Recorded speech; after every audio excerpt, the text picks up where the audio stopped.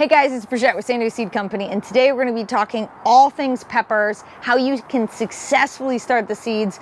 We know people struggle with it, so we're going to teach you the pro tips. Before I get into that, make sure you comment on this video because we are going to be picking one lucky person who we're going to send some awesome seeds to. I'm thinking like some sweet bell peppers. It's going to be a surprise. So make sure you comment so we can pick you and we can send you some peppers that you can actually start with these methods I'm going to tell you today.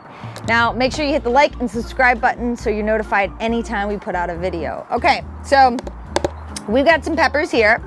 And funny story about these. So these are Aji Charapitas, which are one of my favorite peppers. They come from Peru. They are deliciously hot and they burn, but just for a little bit. They burn and then they go away. That's why it's called charapita. And they're notoriously difficult to start.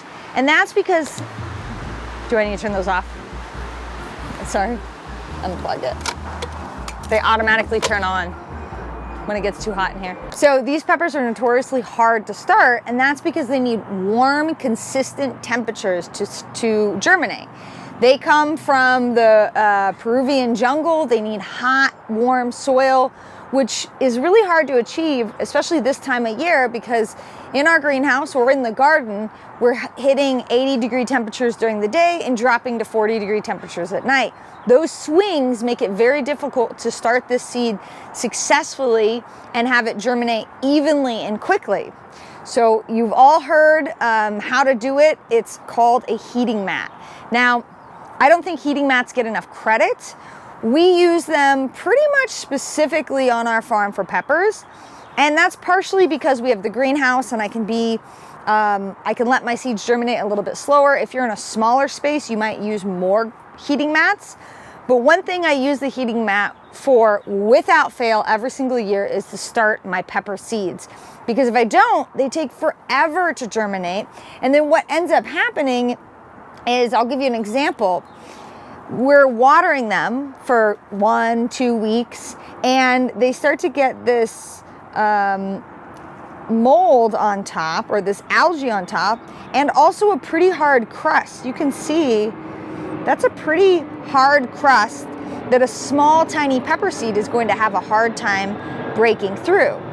So to get the seeds to germinate quicker so that I'm not waiting on them for as long, and so that hard crust doesn't have time to form, we put them on a heating mat.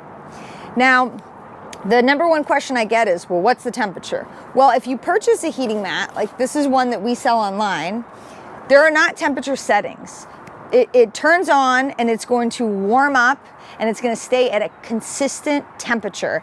And that's going to allow the seeds to germinate quickly. You don't need to have something really high, above 90 degrees. But you do need the soil to be evenly warm throughout the whole germinating time. And so by having it on the heating mat, and I've just got the heating mat here, I've got my tray on top of it, I can watch these germinate a lot quicker because they're in ideal temperatures. Now, another question I get is, well, how do you know if you need a heating mat? Well, I'm not using a soil thermometer. If you want to get really geeky, you totally can. I love that, people are so curious that they really want to document every single part of the process. Unfortunately, don't have the time to do that. I wish I did.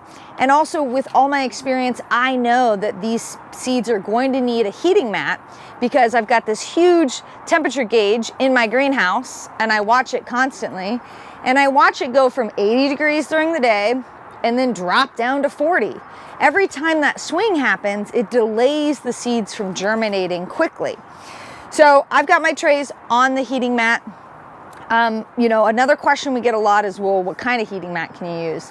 You really want to use one that's meant for seed starting because they're going to get wet, they're going to get dirty, they're going to come in contact with moisture, so safety first. You want to make sure you have one that is rated for that. What I like to do is plant my seeds, water really well, and then stick them on the heating mat here. I've got one heating mat that's just on the table.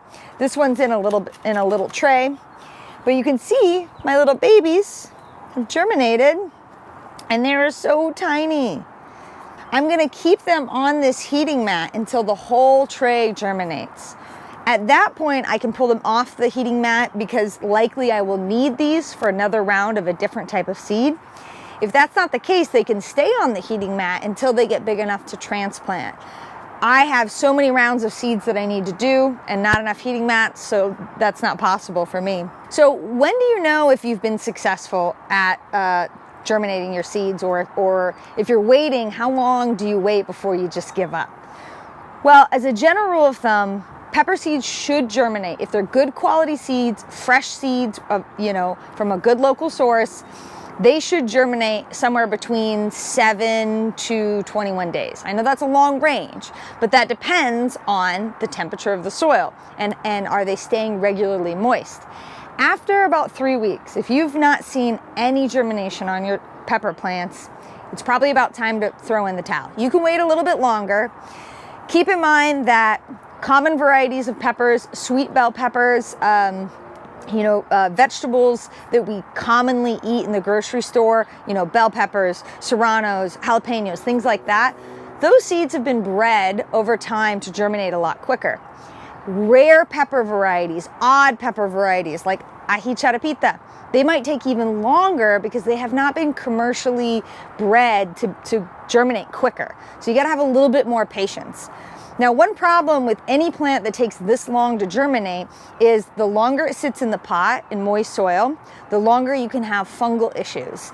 And as I pointed out here, you can see this algae that's starting to grow and mold, and that actually can attack the plant, and if it's not a strong seedling, it can actually cause it to die. So one of the ways we manage that, and we use this method with all varieties of seeds that we start, but we actually just use a little bit of vermiculite, which we now sell online, or perlite is another product that you can use, and it's a sterile aggregate that you can actually put around your seedling. So basically what this is doing is actually keeping at bay all the bacteria and fungus that is in that soil that could attack the seedling and cause, like dampening off or other issues where the plant would basically die. So you can use vermiculite, perlite, they're almost exchangeable in this situation, but the point is that they're sterile and they're really light, and they're gonna keep the bad stuff down so the plant can continue to grow. So in this particular situation, because these are really rare seeds and I've been really wanting to grow them for a long time and I haven't had the best success, I'm gonna use this to guarantee that they're not attacked by anything. And again, this method can be used for any variety of seed that you start in the greenhouse where you're afraid that maybe they're going to be attacked by dampening off or any fungal disease that can take out the plant. So for those of you who haven't tried using a heating mat, I really recommend it. Again, we don't use it for everything, but we definitely use it for our peppers, and it makes the experience a lot easier. The seeds germinate quicker, more evenly, and it allows me to get really neat pepper plants from seed out of the greenhouse and into the garden.